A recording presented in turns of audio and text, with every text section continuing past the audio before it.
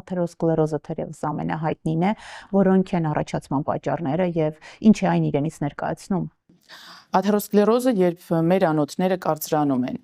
Առհասարակ մեր ծերացման հիմքում ընկած է հենց աթերոսկլերոզը։ 60-ից հետո բնականաբար որոշ չափով արդեն իսկ մեր զարկերակները կարծրացած են, բայց այն իմ նշած 6 վնասող գործոնները հանգեցնում են նրան, որ աթերոսկլերոզը կարող է առաջանալ շատ վաղ տարիքում, մինչև անգամ 25-30 տարեկանում։ Այդ է պատճառը, որ մենք վերջերս շատ ենք լսում ու ականատես լինում դեպքերի, որ սրացումներն ու սիրտանոթային պատահարները, ինֆարկտն ու ինսուլտը առաջանում են շատ երիտասարդ տարիքում։ Աթերոսկլերոզի ժամանակ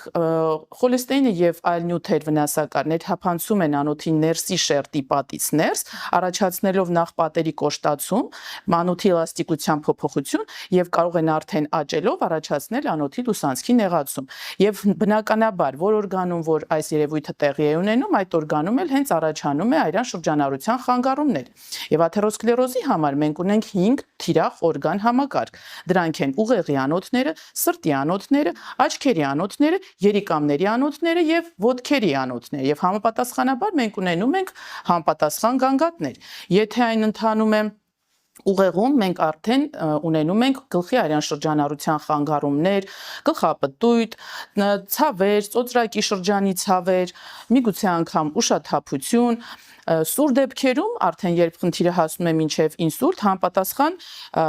մարմնի կեսի թուլացում, խոսքի խանգարում, որը հիմնականում տեղի ունենում զարկերակային ճնշման կրիզի դեպքում։